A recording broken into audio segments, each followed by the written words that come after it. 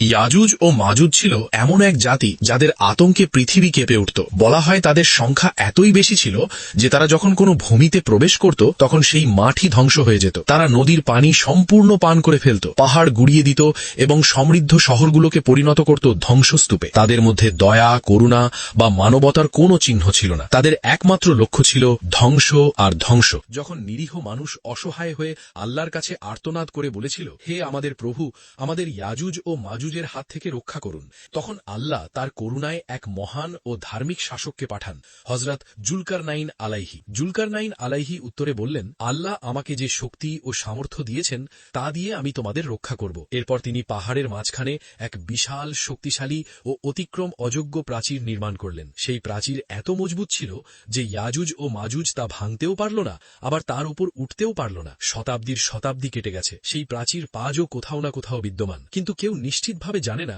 সেটি কোথায়। কেউ বলে পাহাড়ের মাঝখানে, কেউ বলে তুর্কিস্তানের কাছে, আবার কেউ বিশ্বাস করে এটি পৃথিবীর গভীরে লুকিয়ে আছে। কিন্তু একটি বিষয় নিশ্চিত, একদিন সেই প্রাচীর ভেঙে যাবে। যেদিন সেই প্রাচীর ভাঙবে সেদিন পৃথিবীতে নেমে আসবে ভয়াবহ আতঙ্ক।